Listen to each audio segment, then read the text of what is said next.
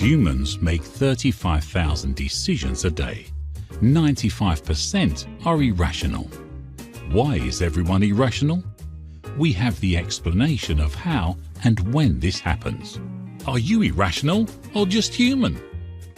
Irrational humans, where I talk about body language, micro-expressions, behavior economics, behavior science, neuroscience, consumer behavior, persuasion, influence, how people make decisions, irrational behaviors. Hello, welcome back to another Thursday and another Dear Irrational Human. One of the questions that we have the most are related to finances, investment, and money. And today is another one of those. Why my memories betrayed me at the time to invest. Your face isn't just for selfies. Here's how it controls your life, from love to power. Understand how your face shapes your opportunities.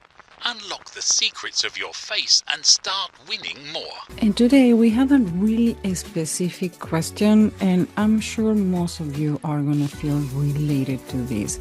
And I'm going to read as he sent the message because I think it's a little longer, but it makes so much sense. And again, I think it's going to resonate with one more of you in the audience. I had been saving for years to buy a house.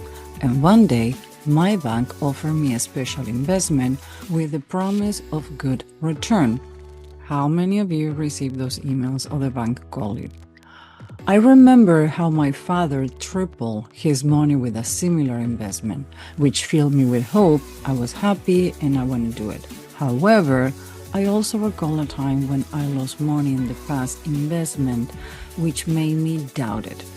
These contrasting memories, my father's success and my own failure, create this internal conflict between ambition and caution, influencing my decision to accept or reject the offer. Memory in this case acted as a guide, helping me weigh risk and benefit, but it also reminded me of the importance of being careful. But in the other hand, I guess, Robert, you froze to make a decision. That part is not on the question, but tend to happen. So he asked, how can memory influence my decision independently if I accept or reject the offer? Hi, Robert, we have only 6 minutes in this segment of Dear Irrational Human. So I'm going to start with the behavioral-wise explanation, and after that, I'm going to make it simple for you. Dear Irrational Human Robert, you're torn about the investment offer because your memory of your father's success fills you with hope and optimism, making you learn toward accepting it.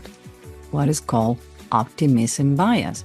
You have a good memory, everything is going to be okay, and you're going to be looking for absolutely everything to prove you that you are right. However, your memory of your own past loss trigger caution and risk aversion. So what happened is loss trigger, cause aversion. Oh my God, it happened to me. And tend to happen that when the good luck happened to other people and the bad luck happened to us, we have two outcomes. If that person had it that doesn't deserve it, I'm gonna get it too. Now, if the other person got it and I never got it, you start getting afraid and you get froze to make decisions. When you have the risk of trigger caution and risk aversion, create a conflict between ambition and security, a viability bias. What do I have? What is the decision I get? Or call in lame terms, get froze. This happens when contrasting memories influence your perception of risk and reward, pulling you in different direction. What you can do next time is try to separate emotions from memory.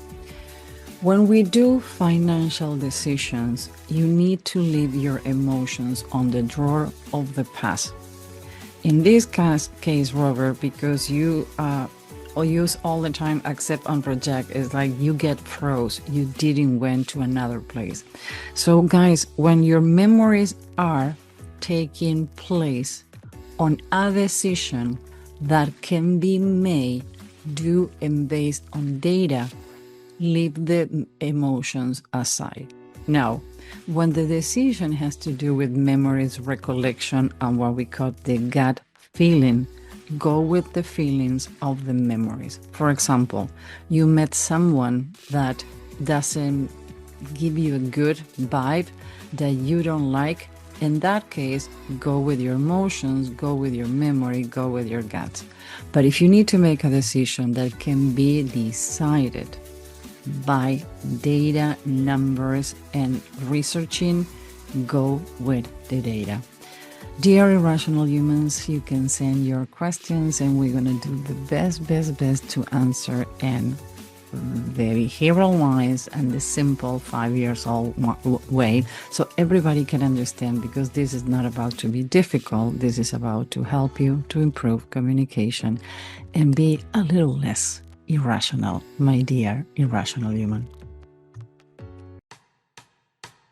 Susan Ibitz is a former political influence consultant, profiler, and civilian hostage negotiator.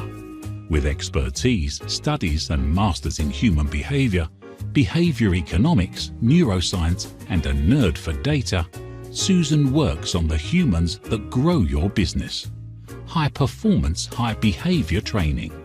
Teach corporations and employees how to hack into humans using behavior, neuroscience, and persuasion. Behavior economics. She has been called freaky and the top expert in her field by the Chicago Tribune and Psychology Today, by showing how to profile anyone in 30 seconds.